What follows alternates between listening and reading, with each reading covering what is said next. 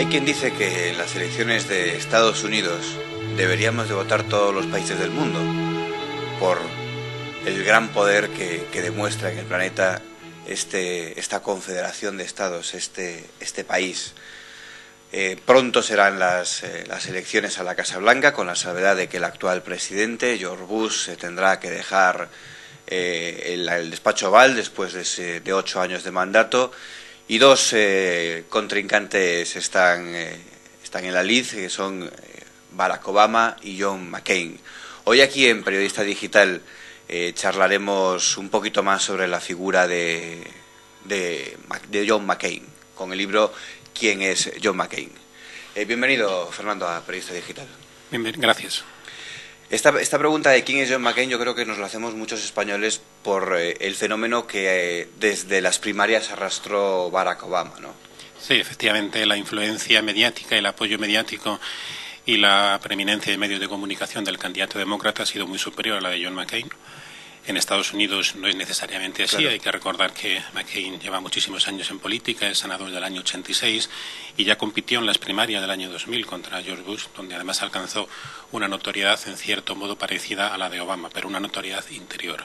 Por eso yo creo que el libro, el conocimiento del candidato republicano son muy interesantes, sobre todo cuando las últimas encuestas y la evolución de la lucha electoral pues se presume muy igualada. No tiene nada que ver la diferencia en medios de comunicación entre uno y otro con la diferencia real en votos y en estados, donde va a estar, pues así habrá que contar al detalle, voto a voto. Sí, pero aquí, claro, nos da la impresión, por ese desconocimiento del personaje, de que el candidato demócrata ganaría de calle, y estamos viendo que McCain tiene mucho que decir, ¿no? Claro. Además hay un detalle absolutamente impresionante que a lo mejor la gente no acaba de valorar. Uno de los máximos apoyos de John McCain, uno de sus grandes colaboradores, Joe Lieberman, que fue el candidato a vicepresidente con Al Gore en las elecciones de hace 8 años. Entonces, para que esto se haya producido, pues significa que McCain es indudablemente una persona peculiar, inclasificable y que tiene muchísimo que decir en una convocatoria electoral tan cerrada y tan complicada como va a ser la norteamericana. Porque además, yendo a su biografía, uno se da cuenta de, claro, que este señor en Estados Unidos, bueno, fue de los míticos veteranos de Vietnam, como dice usted, senador del 86. Es decir, que lo que le achacan un poco a Barack Obama respecto a McCain puede ser en cierto modo real, ¿no? De la veteranía en política, ¿no? No, sin duda la veteranía y la experiencia. Puede decirse que el historial de McCain pues demuestra que casi todo lo que le está proponiendo pues en algún momento determinado lo ha cumplido. Desde su lema Country First, el país lo primero, McCain se ha distinguido por votar con unos y con otros, aunque siempre ha sido republicano, dependiendo de aquello que fuera bueno para el país en cada momento. Y luego su historial de guerra y sus raíces familiares. El abuelo de McCain fue el comandante en jefe de todas las fuerzas americanas en el Pacífico en la Segunda Guerra Mundial, y el padre de McCain, comandante en jefe de todas las fuerzas norteamericanas en Vietnam. McCain inició la misma carrera, pero su trayectoria cambió cuando cayó prisionero. Estuvo 7 años en Vietnam, 7 años torturado y absolutamente perdido, y volvió a renacer. Por eso se convirtió en una figura nacional cuando fue uno de los últimos desaparecidos en combate. Él no estaba desaparecido, puesto que sabían que estaba allí, pero hasta el final, hasta el año 72, no fue liberado, y fueron 6 años, casi 7 años, realmente impresionantes que cambian la vida de un hombre. Claro, eso lo cuenta usted en el libro, que además decía que estaban en el, ¿cómo le llama? Hotel Hanoi Hilton. Hanoi Hilton, que era... Sí, él pasó por varias etapas. Los últimos años ya fueron un poco más llevaderos, pero al principio los 2 primeros fueron tremendos. Fueron torturas pues parecidas a las que aparecen en esa película célebre de Chuck Norris, que desapareció en combate, pues son las mismas. Además, el mérito de McCain fue que a él le ofrecieron liberarse, puesto que enseguida sus captores se dieron cuenta de quién era su padre. Entonces le dijeron, bueno, pues márchate de aquí, para que, y además vete diciendo que ha sido un error, que te arrepientes de haber bombardeado estos terrenos. Pero McCain se negó y dijo que según el Código de Guerra los prisioneros van liberándose según han llegado. Entonces, claro, delante de él había muchos, por lo tanto no quiso utilizar ese privilegio, que fue una tortura psicológica, porque le decían, hemos hablado con tus padres, hemos hablado con tu padre. Hay que recordar, el jefe de todas las fuerzas americanas en Vietnam era realmente una pieza codiciada. Cuando a las pocas semanas saben quién es, pues tremendo. En cambio él dijo, no, esto da igual quién sea, pero delante de mí hay 100, y además yo no voy a reconocer o no voy a decir que he venido aquí, estoy tonto, que no he venido obligado. Y que me he equivocado, ¿no? Y que me he equivocado, si no lo hubiera salido indudablemente, porque hubiera sido una pieza de cambio fácil. Y eso le costó pues 2 años de pasarlo realmente mal. Luego ya los últimos 4 o 5, pues según él cuenta, ya era una vida un poco más relajada, pero claro, en la cárcel, absolutamente lejos de todos. ¿Y quién le iba a decir a este hombre que tantos años después pues iba a estar a punto de alcanzar la presidencia, o por lo menos en la final de la presidencia de los Estados Unidos? Y entonces, ¿usted lo ve factible, estudiando cómo se mueve la información en Estados Unidos o cómo la sociedad de Estados Unidos percibe a estos dos candidatos? ¿Ve muy factible, o es factible, vamos, no? Sí.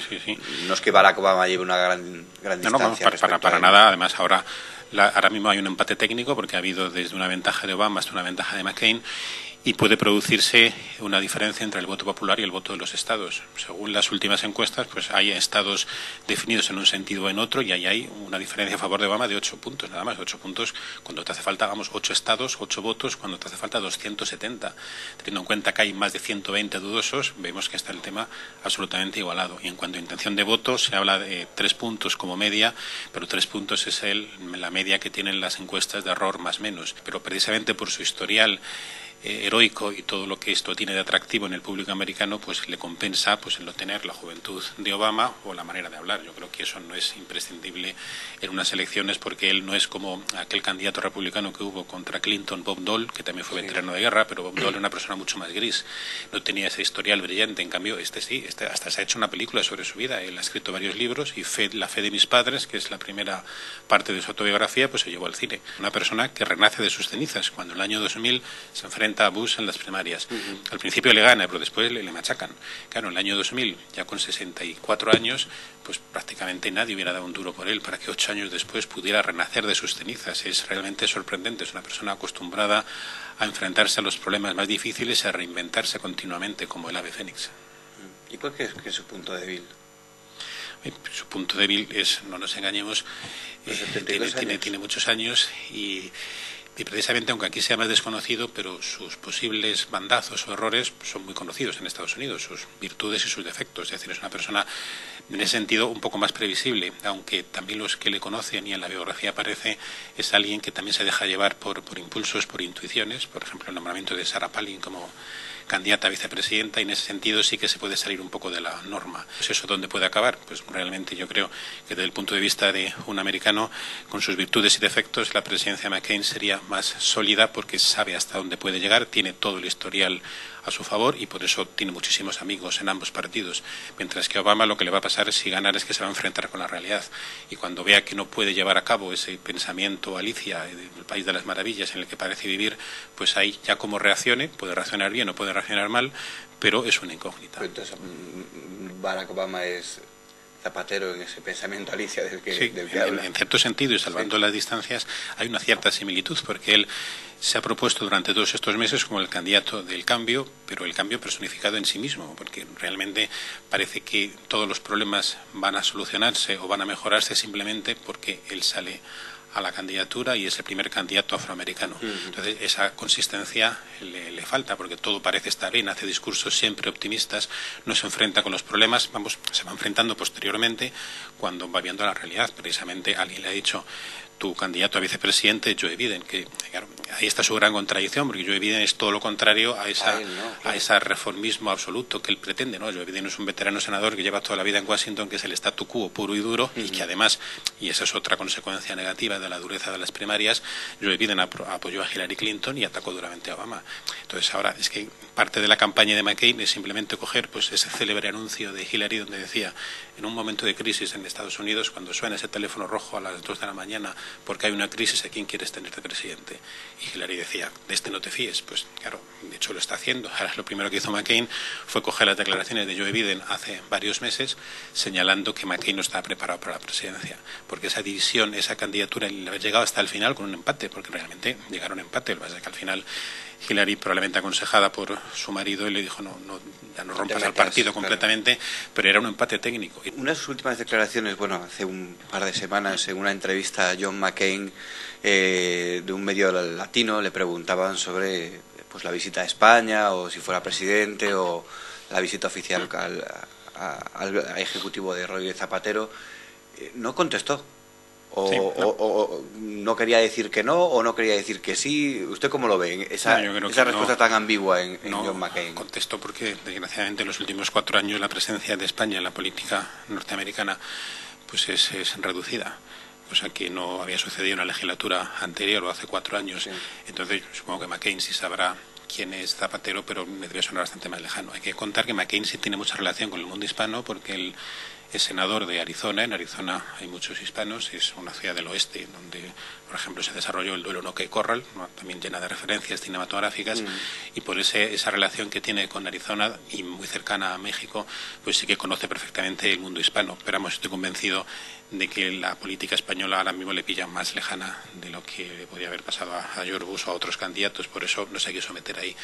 Ya cuando pregunta a sus asesores, pues tomará la decisión pertinente, pero eso lo que demuestra es que no es nuestro país en este momento, en lo que es la escena internacional, pues no está ahí en primera línea, no es un tema de debate en la política americana si la va a recibir o no la va a recibir, y Obama pues tampoco, creo que uno de sus segundos asesores se refirió y dijo que sí, pero tampoco ha tenido ningún detalle importante con cargo al gobierno español o en referencia al gobierno español. Las elecciones son en 4 de noviembre. El 4 de noviembre. Luego hay todo un proceso que el nuevo candidato casi hasta año nuevo no entra hasta enero. Hasta enero no. 15 o 20 de enero no. El día le llaman el día de la inauguración, sí. O bueno, que van allí, juegan sobre la Biblia, tal. Hasta enero sí. Prácticamente no tendremos un inquilino en la Casa Blanca. Cuando John McCain o Barack Obama entren por ese despacho oval, ¿qué es el primer reto o problema al que se van a tener que enfrentar de verdad? 2 retos fundamentales. Uno es la crisis económica, que está al borde de la recesión.